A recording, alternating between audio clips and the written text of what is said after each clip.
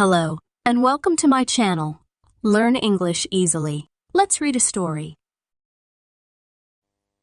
At 5 o'clock on a September afternoon, Ronald Torbay was making preparations for his third murder. He was being very careful. He realized that murdering people becomes more dangerous if you do it often. He was in the bathroom of the house that he had recently rented. For a moment, he paused to look in the mirror. The face that looked back at him was thin, middle-aged, and pale. Dark hair, a high forehead, and well-shaped blue eyes. Only the mouth was unusual, narrow, and quite straight. Even Ronald Torbay did not like his own mouth. A sound in the kitchen below worried him. Was Edith coming up to have her bath before he had prepared it for her? No, it was all right. She was going out of the back door. From the window, he saw her disappearing round the side of the house into the small square garden. It was exactly like all the other gardens in the long street. He didn't like her to be alone there. She was a shy person, but now new people had moved into the house next door, and there was a danger of some silly woman making friends with her. He didn't want that just now. Each of his 3 marriages had followed the same pattern.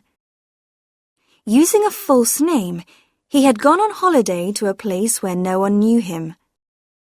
There, he had found a middle-aged, unattractive woman with some money of her own and no family.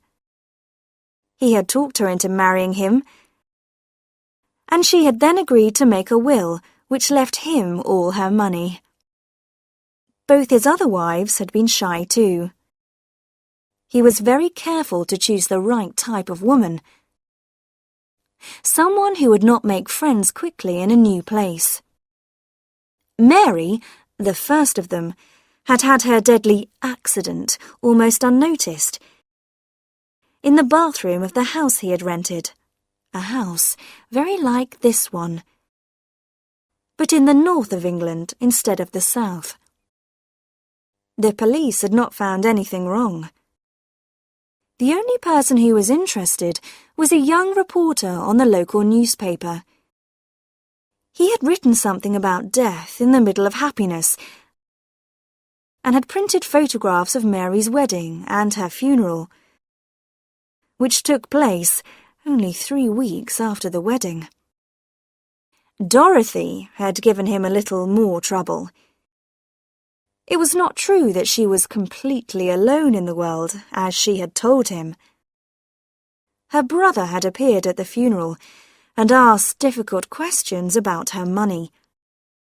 There had been a court case, but Ronald had won it, and the insurance company had paid him the money. All that was 4 years ago. Now, with a new name, a newly invented background, and a different area to work in, he felt quite safe. From the moment he saw Edith, sitting alone at a little table in the restaurant of a seaside hotel, he knew she was his next subject.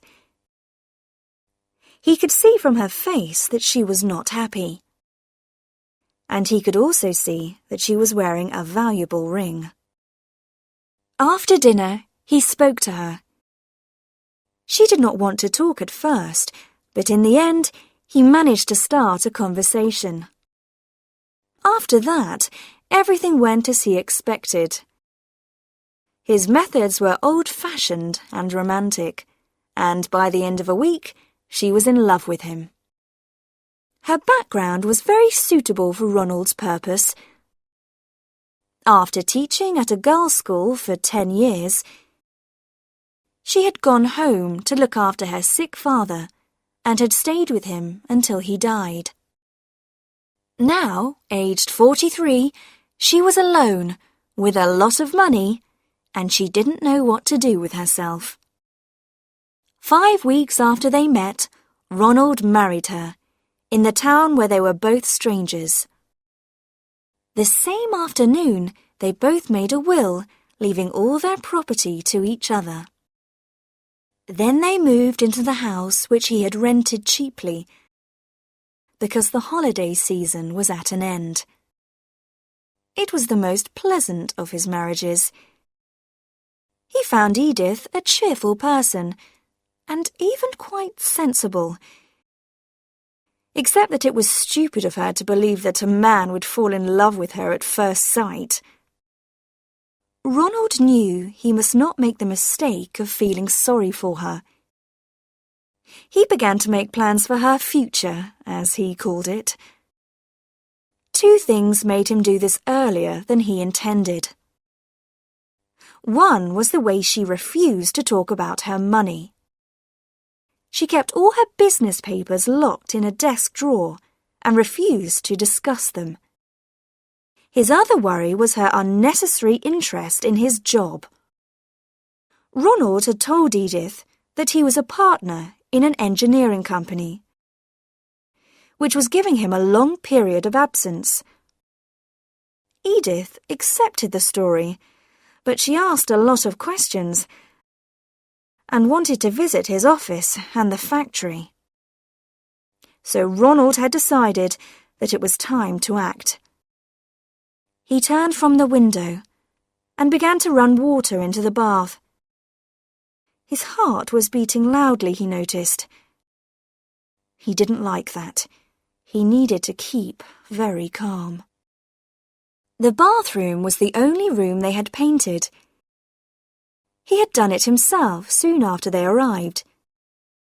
He had also put up the little shelf over the bath, which held their bottles and creams, and a small electric heater. It was a cheap one, with 2 bars, and it was white, like the walls, and not too noticeable.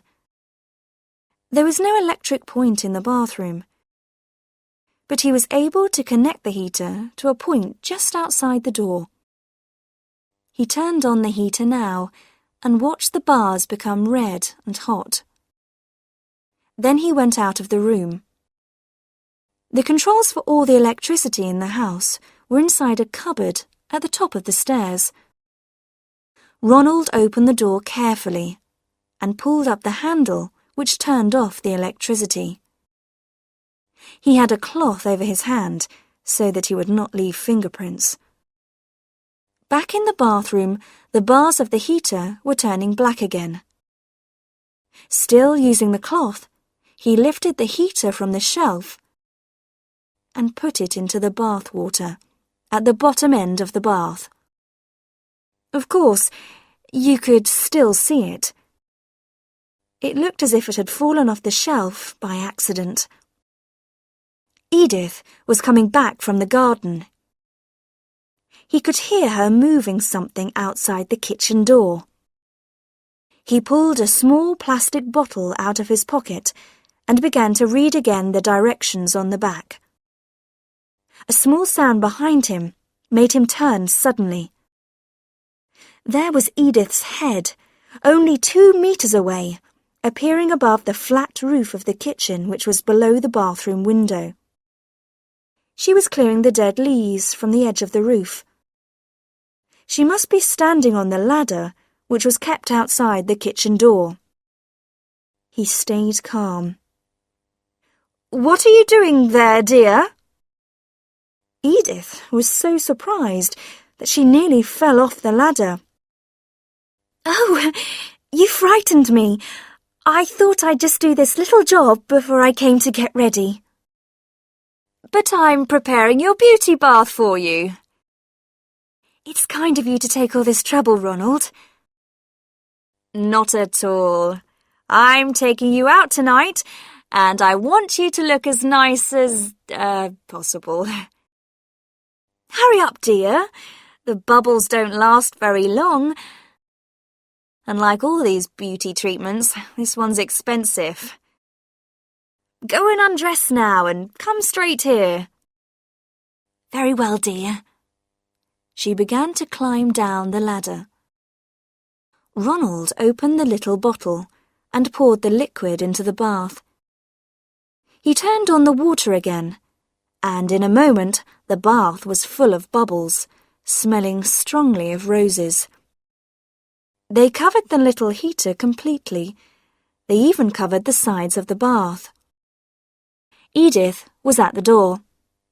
"Oh, Ronald, it's all over everything, even on the floor." "That doesn't matter. You get in quickly before it loses its strength. I'll go and change now. Get straight in and lie down. It will give your skin a bit of colour." He went out and paused, listening. She locked the door, as he expected. He walked slowly to the electricity box and forced himself to wait another minute. "How is it?" he shouted. "I don't know yet. I've only just got into the bath. It smells nice." His hand, covered with the cloth, was on the controls. 1, 2, 3, he said, and pulled the handle down. A small explosion from the electric point behind him told him that the electricity had gone off. Then, everything was silent. After a time, he went and knocked on the bathroom door. "Edith?" There was no answer, no sound, nothing. Now he had to prepare the second stage. As he knew well, this was the difficult bit. The discovery of the body must be made, but not too soon. He had made that mistake with Dorothy's accident, and the police had asked him why he had got worried so soon. This time, he decided to wait half an hour before he began to knock loudly on the bathroom door, then to shout for a neighbour, and finally to force the lock. There was something he wanted to do now. Edith's leather writing case, which contained all her private papers, was in the drawer where she kept her blouses. He had discovered it some time ago, but he had not forced the lock open because that would frighten her. Now there was nothing to stop him. He went softly into the bedroom and opened the drawer. The case was there. The lock was more difficult than he expected, but he finally managed to open the case. Inside, there were some financial documents, 1 or 2 thick envelopes, and on top of these, her post office savings book. He opened it with shaking fingers and began reading the figures. £17,000, £18,600, £21,940. He turned over a page, and his heart jumped wildly. On the 4th of September, she had taken almost all the money out of her savings account. Perhaps it was here, in these thick envelopes. He opened one of them. Papers, letters, documents fell on the floor. Suddenly, he saw an envelope with his own name on it, in Edith's writing. He pulled it open and saw in surprise that the date on the letter was only 2 days ago. Dear Ronald, if you ever read this, I am afraid it will be a terrible shock to you. I hoped it would not be necessary to write it, but now your behaviour has forced me to face some very unpleasant possibilities. Did you not realise, Ronald, that any middle-aged woman who has been rushed into marriage to a stranger will ask herself about her husband's reason for marrying her? At first, I thought I was in love with you. But when you asked me to make my will on our wedding day, I began to worry. And then, when you started making changes to the bathroom in this house, I decided to act quickly. So I went to the police.